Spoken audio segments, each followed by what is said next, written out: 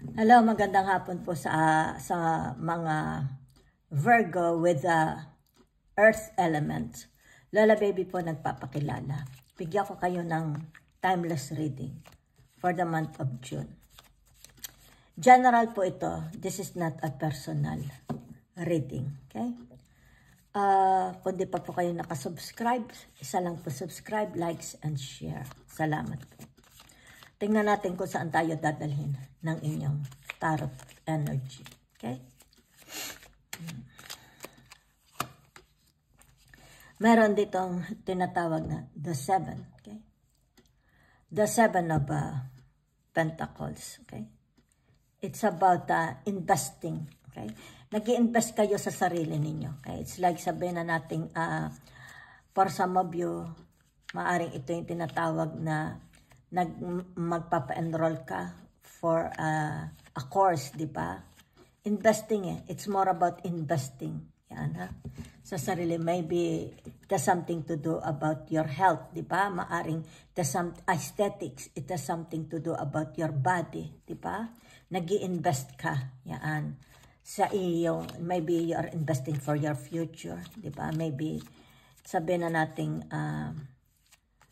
it's about your, it has something to do about your profession, nakikita ko. Maybe it has something to do about communication, okay, to others. Ang nakikita ko, you're investing for your future, okay? So, meron ditong tinatawag na the ano, okay? Ano gaari? Nakakabayo, nalimutan ko na. The Knight of Swords, yan, ha?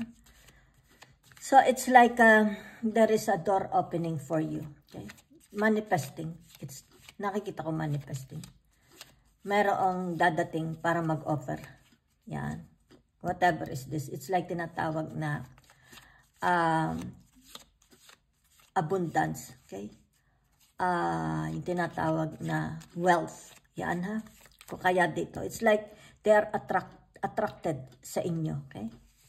Yan. It's like in and out, attracted sila sa inyo. Okay? Mukhang malakas ang iyong tinatawag na magnet. Okay? Kung kaya dito, yan. There is an offer. Okay? Dadating. Maganda po ito. Kaperahan. Yan. The Ace of Pentacles. Yan ang daladala niyan. Either ito ako ano ang daladala nito. Maybe it has something to do about work. It has something to do about business. It has something to do about love and romance. It has something to do about your health, di ba? Yan. It has something to do about your mission, di ba? Yan. So, meron ditong gustong tinatawag na mag-offer. Yan, ha? Mag-open. Yan, ha? So, pumalo dito sa tinatawag na the Ten of Pentacles. Okay? Puro Pentacles. So, ibig sabihin nito, yung tinatawag na it has something to do about your service. Nakikita ko, it's about your service. Okay? It's like they are drawn. Masyado silang drawn sa inyo, di ba? Maybe you have a very magnetic personality, di ba? Magnetic looks, di ba? Maybe it has something to do about your intelligence, di ba? So, meron din dito yung tinatawag na maaring may mga nakasamaan loob kayo ng kasagutan. They will come, okay? I-approach ka nila. Ibig sabihin nito yung tinatawag na maaring magpatawaran na lang, di ba? For a reconciliation. They will come, okay? For forgiveness, something like that, okay? So, maganda po ha, maganda. It's very, very provision. Maganda, maganda po, okay? So, last card na tayo. There is a tinatawag the temperance. Blessings po, okay? Blessings dadating papasok sa inyo. Okay? Yan o. Blessings po. Pera man ito, financial, career, maybe a job offer. Okay? There's something to do about profession. A relationship, maaaring dito sabihin na nating love and romance, a marriage, di ba?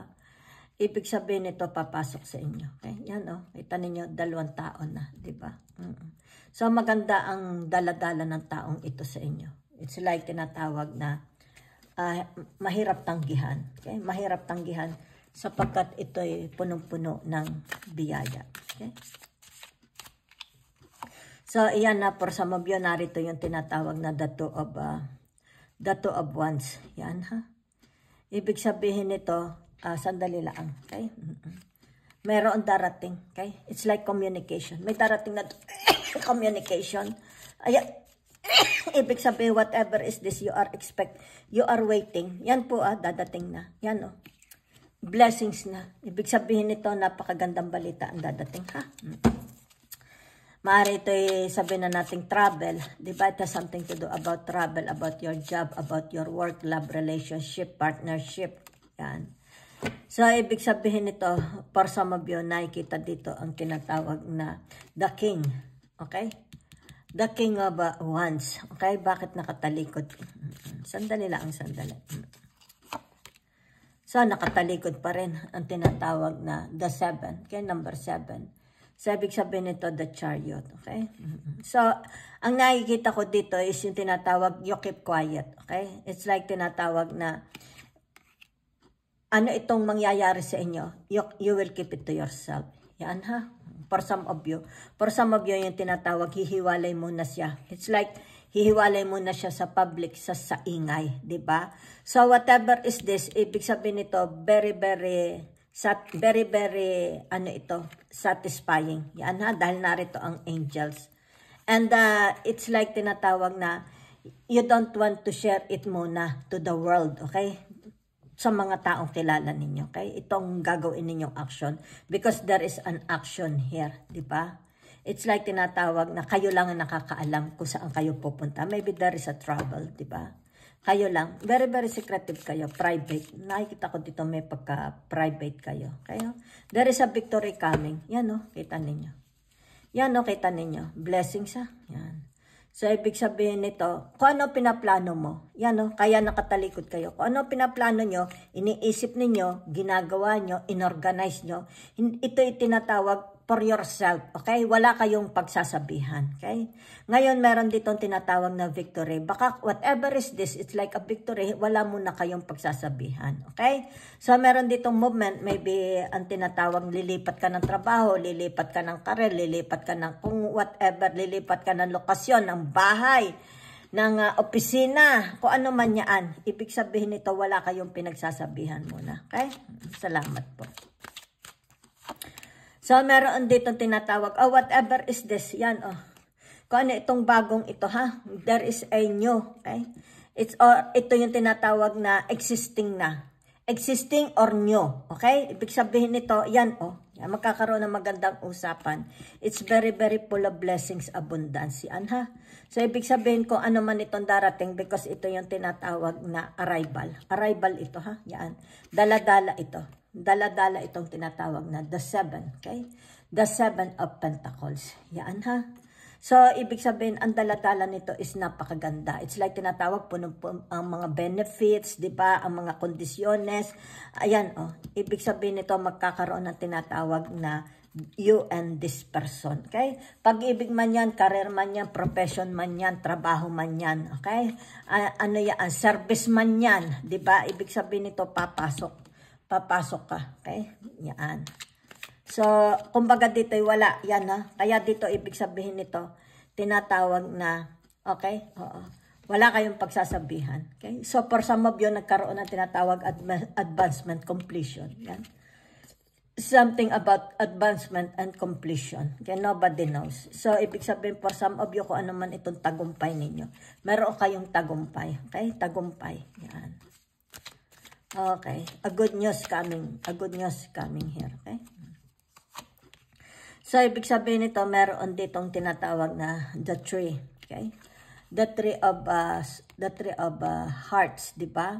So, ibig sabihin nito, maybe there is tinatawag na relationship na, kumbaga dito is hindi nakapakipakinabang. Whatever is this, kayo na lang po mag-fit since this is a general, not a personal reading, di ba? So, maaaring dito sabihin na natin for some of you, di ba? Yung tinatawag relationship, maaaring you will live this relationship, di ba? You will find a new relationship. Yan. So, for some of you is yung tinatawag na aalis ka na. Okay? It's like tinatawag, masakit man sa puso mo, pero kailangan mong gawin. Diba?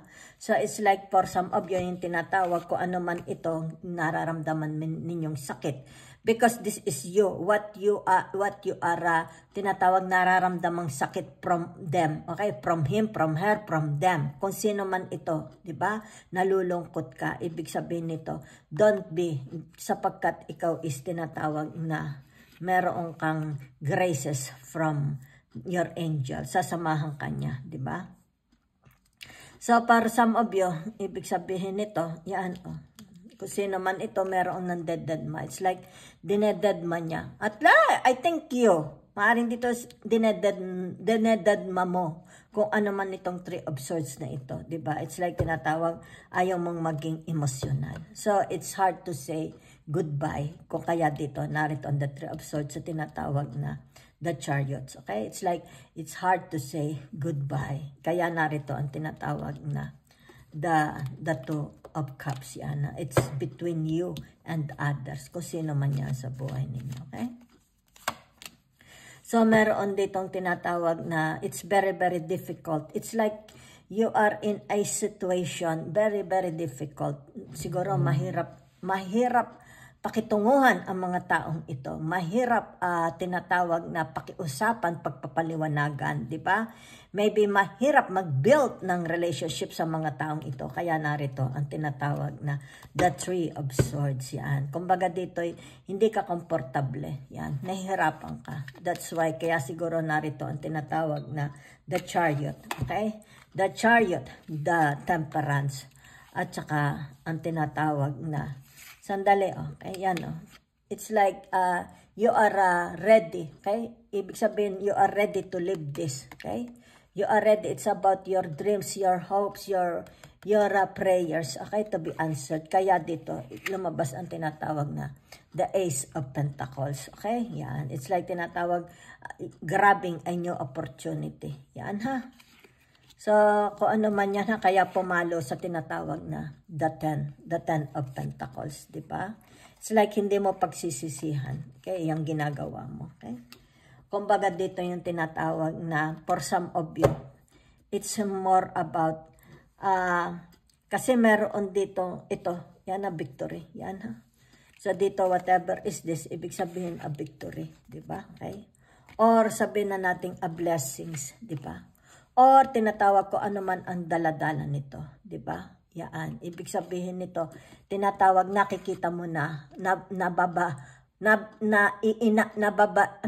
nasisinagan mo na, okay? Nakikita mo na ang sinag ng umaga, ang sinag ng araw, di ba? So, whatever is this, yun nakikita ko lang dito. Ibig sabihin nito, napapansin na for some of you, kung ano itong pinaghihirapan mo, di ba? It's like, kung ano itong pinagtatrabahuhan mo, okay? Pinag-uukulan mo ng lahat ng oras mo. Kung kaya dito, ibig sabihin nito, it's about your setbacks, your hardship, okay? It's about your delays, it's about whatever is this. Ibig sabihin nito, nakikita mo na ang tinatawag na success, di ba? Kung kaya dito, nakikita dito, it's about tinatawag na you will be invited to come, to join, di ba? Yan o, kita ninyo, di ba? So, ibig sabihin nito, opportunity is knocking for a new relationship, for a new partnership, for a new contract, okay? Yan. So, whatever kung saan ka man dalhin ito, you are ready na to depart, to fly, di ba? But, ibig sabihin nito, tinatawag, you will keep it to yourself. For the moment, you will keep it to yourself, whatever your plan is, whatever your decision, whatever this tinatawag na relationship, you will keep it. Okay? It's like tinatawag, you will keep it for yourself for the moment. Okay?